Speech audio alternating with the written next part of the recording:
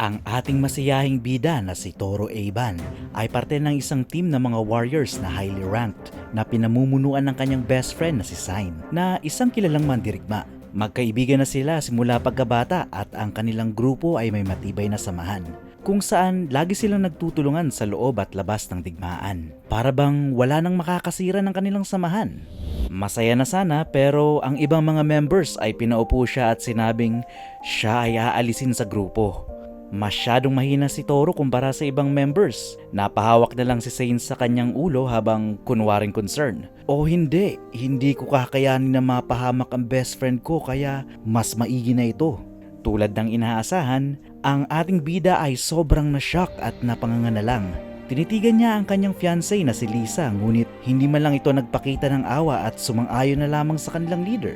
Napansin ni Toro ang kamay ni Lisa na iba ang suot niyang singsing. Hindi ito ang ibinigay niyang singsing ng engagement nila. Napatingin na lamang siya sa iba pang mga babaeng members ng grupo at kay Sain. Babaero si Sain. Nakikipagtalik siya sa kanilang lahat kasama na ang kanyang fiancé. Grabe yun, Gar. Pakiramdam ng ating bida ay binagsakan siya ng langit at lupa. Sinugod niya ang kanyang best friend. Hayop ka, Sain! Paano mo nagawa sa akin to? Sinapak niya si Sain sa panga at sinisi niya ito sa lahat ng nangyari. Dali-dali namang tinulungan ng ibang member si Sain at tuluyang pinalaya si Toro sa kanilang party. Magpakailanman. Naglakad palabas ng bar ang kawawang si Toro. Basang-basa sa ulan si Toro at hindi niya napigilang titigan ang engagement ring sa kanyang kamay na ibinigay niya sa kanyang kasintahan. Hindi niya maalis sa isip niya si Lisa at ang pagtataksil nito. Ramdam niya ang pagkatalo at napaluhod na lamang siya at sumigaw dahil sa pangyayaring ito. Magbabayad kayo! Tumila rin ang ulan at ang ating bida ay walang choice kundi ang pagplanuhan ng hinaharap. Tiningnan niya ang combat stats niya at kinumpara sa mga dati niyang kaibigan. Di may pagkakaila na malalakas sila at higher ang levels. Samantalang na-stuck siya sa level 20 sa matagal na panahon. Lalo lang siya na bad trip at sa galit niya ay nakapatay siya ng Black Demon Dog. Bigla-bigla na lang ang kanyang stats ay tumaas ng gusto at nag-power up siya sa level 300. Mukha nga ang mystery skill niya ay ang pag-save ng experience at pag narating niya ang required level, lahat ng kanyang ability ay mamamaximize. Sabihin na natin si Sign ay level 60 lamang pero hindi mapigilan ni Toro na maging proud sa kanyang sarili dahil sa kanyang improvement. Tumingala siya sa kalangitan na may ngiti sa muka. Eto na ang simula para sa ating bida. Nakapag-isip-isip si Toro at napagpasyahan niya na mag-travel sa neighboring country ng Armand. Unang napansin ni Toro ang isang slave store pagpunta niya ng Armand dahil sa kalungkutan at pagtataksil ng mga kaibigan niya, gusto ni Toro na magkaroon ng makakasama na hindi siya iiwan. Binati siya ng malangis na salesman habang papasok siya ng shop kung saan ipinakita sa kanya ang mas mamahaling uri ng mga servants mula sa lizard hanggang sa combat elf. Pero ang ating bida ay mas gusto ang murang servant lamang kaya idinala siya ng salesman sa likod kung saan doon nakakulong ang mga mas pangit at powerless na slaves. Isang maliit na babae ang pumukaw sa atensyon ng ating bida. Habang siya ay nag-i-inquire tungkol dito, napansin niyang merong beast-like qualities ang slave gaya ng namumukadkad na buntot pero ang features nito ay parang tao din. Mura lang ang slave na to dahil meron itong rare disease pero hindi ito dahilan para madismaya ang ating bida at kanya pa rin itong binili. Umalis si Toro ng shop kasama ang babaeng slave at ito ay nagngangalang Kaide. Dinala niya agad ito sa doktor at nalaman niya ang sakit ni Kaide. Ito ay unusual at magagamot lamang gamit ang potion na gawa sa puso ng isang pure dragon. Naawa si Toro kay Kaide kaya ipinangako niyang gagawin niya ang lahat para mapagaling ito. Ang ating bida ay sinimula ng quest sa paghahanap sa dragon sa masukal na kagubatan. Lahat ng mythical creatures na masasalubong niya ay natakot dahil na-sense nila na siya ay high rank at sa wakas nakita rin niya ang isang black dragon. Ito ang unang pagkakataon na itetest niya ang kanyang abilities. Madalas kasi ay kailangan ng entire army para patayin ito pero si Toro ay mag-isang tinalo ito. One hit lamang ng kanyang espada at kanya itong napugutan. Nakuha niya ang puso ng dragon kaya siya'y umuwi agad at kanyang inihanda ang potion para kay Kaide. Laking gulat ni Kaide nang makita ito at hindi pa rin siya makapaniwala na may taong gagawin ng lahat, matulungan lang siya. Mabilis na ininom ni Kaide ang potion at siya'y nakatulog. Kinabukasan Kinabukasan, nagising si Toru pero si Kaede ay tulog na tulog pa rin sa tabi niya. Naisip niyang mag-almusal ang dragon meat kaya nag-request siyang magpaluto sa isang chef na takang-taka rin sa request na ito. Gayunpaman, delikado man ng dragon ay napakalasa ng karne nito at nagpagawa rin siya ng burger para naman sa kanyang servant. Napaka-obvious na ang kawawang babae ay gutom na gutom dahil sinaglit lang nitong ubusin ng dragon burger. Napansin ni Toru na mistulang basahan ng damit ni Kaede kaya nilabas niya ito upang ipag-shopping. Bumili si Toru ng damit na nauuso ngayon kagaya ng crop top at miniskirt. Ang laki ng pinagbago sa itsura ni Kaede na dati ay malnourished at sakiting slave na nakakulong lamang sa shop. Masaya siya sa mga naging pagbago sa kanyang buhay pero pakiramdam niya ay may kulang. Nag-request siya kay Toru na bilhan siya ng 2 iron fans bilang weapon. Duda si Toru na magagamit ni Kaede itong huge fans pero binili pa rin niya ito nang nakita niyang parang ang gaan lang nito dahil sa malahalimaw na lakas ni Kaede. Pagkatapos ng pag-shopping, naupo silang dalawa sa isang bench sa park habang kumakain ng snack. Tinawag ni Kaede si Toru na master at hindi komportable ang ating bida kaya sinabi niyang iba na lang ang itawag sa kanya. Agad-agad na na-trigger ang abandonment issues ni Kaede at inisip niyang iiwan siya ni Toru. May naong kinausap ni Toru si Kaede at sinabi niyang, sana ay samahan mo ako habang buhay. Tuwang-tuwa si Kaede na marinig ito dahil alam niyang hindi siya iiwan ni Toru. Habang pinupunan ni Toru ang buhok ni Kaede ay bigla siyang nakaramdam ng surge of power. Tinitigan niya ang kanyang kamay ngunit hindi niya alam kung saan nagagaling ang pressure na ito. Isang magical energy ang dumaloy sa kanyang mga ugat at ang ating bida ay napaatras. Dahil sa lakas nito, si Kaede naman ay natakot dahil nakita niya na ang kanyang master ay nanginginig. Binuksan ni Toru ang kanyang power stats. Laking gulat niya nang makitang nalagpasan ng kanyang mga skill ang limit nito at nagkaroon ng panibagong limit na nangangahulugang nakakuha siya ng napakalaking experience. Napakalakas ng power boost ni Toru at nahulog na lamang sa kinauupuan si Kaede dahil sa aura nito. Dahan-dahan ay nakontrol din ni Toru ang kanyang aura. Itinayo niya ang munting binibini at humingi ng tawad dahil natakot niya ito. Ipinaliwanag ni Toru ang nangyaring boost sa power stats niya at sobra namang natuwa si Kaede dahil napakalakas ng kanyang master. Habang nire-review ng ating bida ang kanyang stats ay nagtaka siya kung paano niya na-reach ang level 50 kung ang normal level lang naman ay 10. Ayaw na niyang magalala pa si Kaede kaya isinantabi niya muna ito at kinausap si Kaede. Tinanong niya kung may iba pa ba siyang kailangan. Sasabihin na sana ni Kaede pero nagbago ang kanyang isip at sinabi na lamang na wala siyang kailangan. Hindi siya tinantanan ni Toru at sa wakas nalaman niyang kailangan ni Kaede ng sabon na sa tingin ni Toru ay isang kakaibang request. Gayunpaman, ibinigay ito ni Toru at sila ay umuwi na. Mukhang kahit kailan ay hindi pa nakakaranas ng maayos na ligo si Kaede kaya isinadjust ni Toru na sabay na silang maligo. It's time to stop! It's time to stop, okay? No more! Where the are your parents? Gaya ng inaasahan, siya ay nahihiya pero nakumbinsi siya ng kanyang master na wala itong mali siya. Nakaupo si Kaede sa isang timba na may tapis lamang na tuwalya at si Toru naman ay sinimulang linisan ang buhok ni Kaede. Habang ginagawa ito, napansin ni Toru ang maliit na buntot ni Kaede at tinanong niya kung anong breed ng animal siya. Sinabi ni Kaede na isa siyang fox na ikinamangha naman ni Toru dahil narinig niya na ang mga fox type daw ay may golden fur. Patuloy na sinasabo ni Toru ang katawan ni Kaede nang aksidente niyang mahawakan ang dibdib nito na pareho nilang ikinagulat. Umatras ang ating bida at hindi niya alam kung paano siya magre-react. Pero ang loyal na slave na si Kaede naman ay nagsabing wala siyang pakialam kung ano man ang gawin sa kanya ng kanyang master. Dahil sa murang edad ni Kaede ay nailang si Toru. Tinapik niya ang ulo nito at sinabing saka na pag nasa hustong edad ka na. Natapos ng maligo si Kaede at naalala niya ang sinabi ng kanyang master sa park. Kaya napagpasyahan niyang gupitan ang kanyang sarili. Ang mga hibla ng buhok ay nalaglag sa sahig habang ginagawa ito ng parang isang amateur. Habang pinapanood ito ni Toru ay nasabi niya sa sarili niya na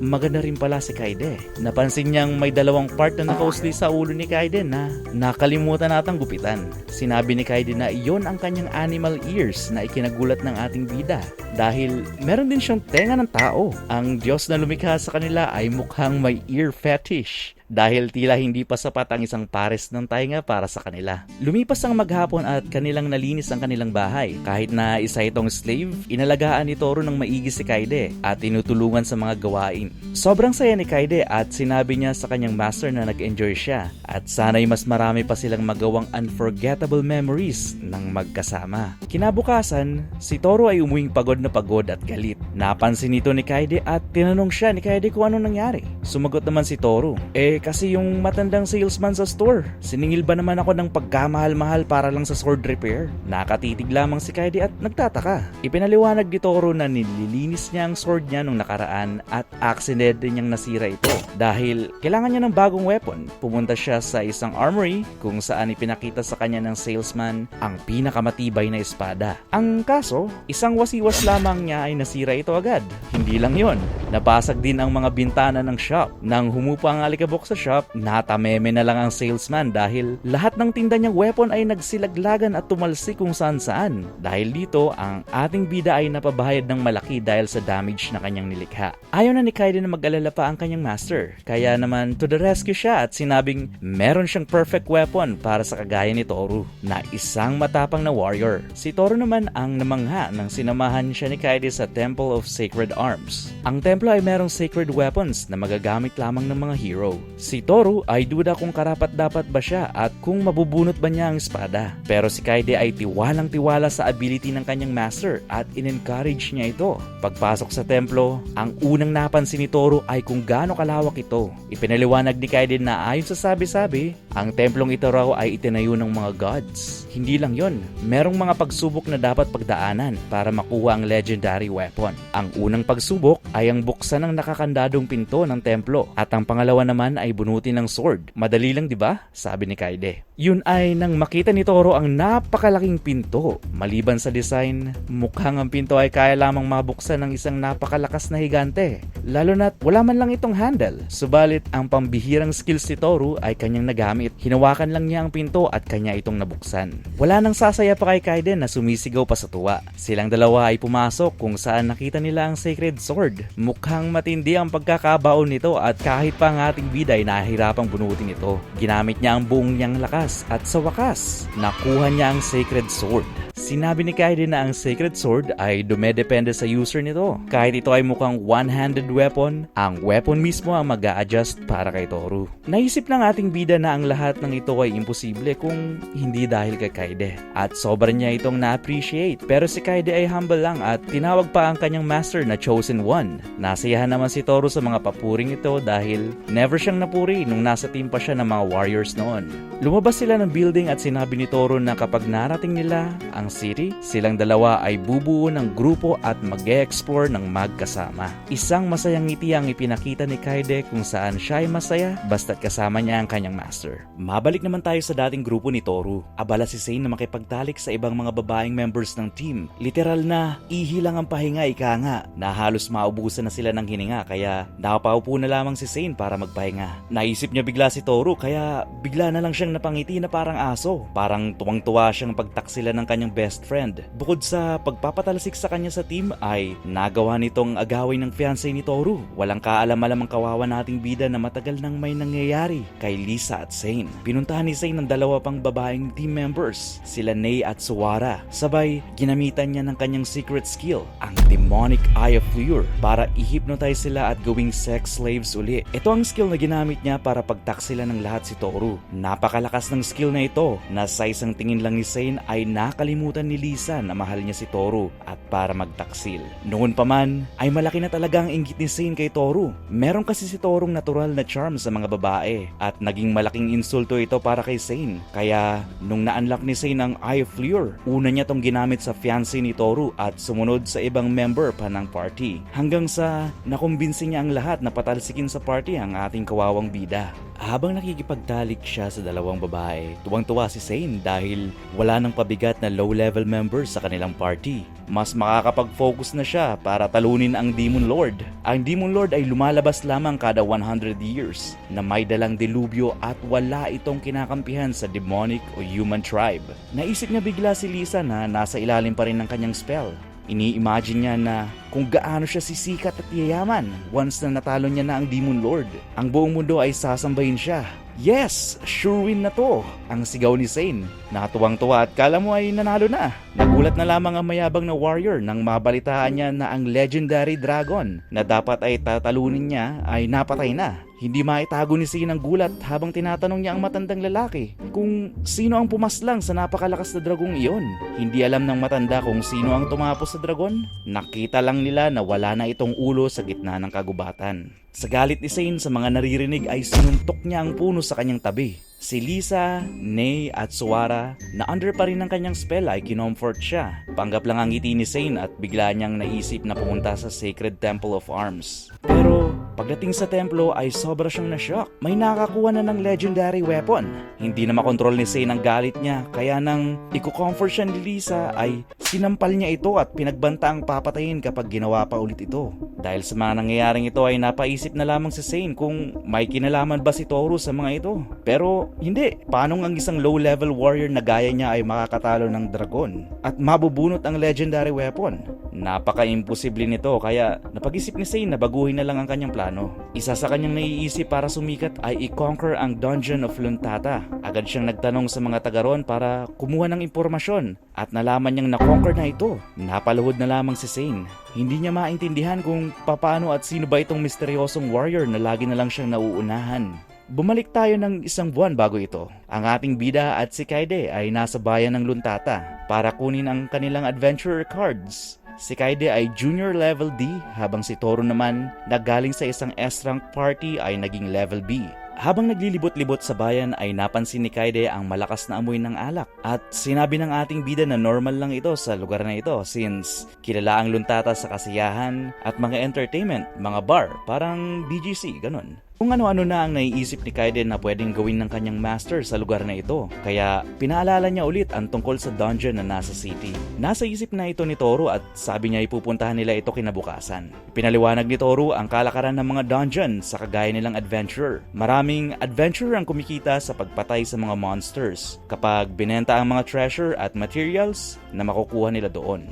Maraming adventurer ang sumusubok na marating ang dulo ng dungeon dahil makikita doon ng core stone. Ito ay isang rare na material kung saan ang makakakuha nito ay makakatanggap ng multiple skills at iba pang rewards. Kinabukasan, sinimula na ni Toru at Kaede ang pag-explore sa first floor ng dungeon. Napabilib si Toru na makita niya na si Kaede ay nakakagamit din ng magic at tinalo nito ang madaming monster na naroon. Dahil din sa experience multiplier ni Toru ay mabilis din na nakakapagpa-level up si Kaede. Pursigino si Kaede na lumakas kagaya ng kanyang master, kaya mag-isa niyang tinalo ang mga monster. Hanggang sa makarating sila sa third floor. Naging level 30 siya kaagad pero sa tingin ni Kaede ay hindi pa rin ito sapat kahit na nakakuha na sila ng malaking halaga ng treasure. Pero pinigilan siya ni Toru at sinabing isihan lang dahil baka imbes na mapabuti ay makasama kay Kaede ang sobrang pagod.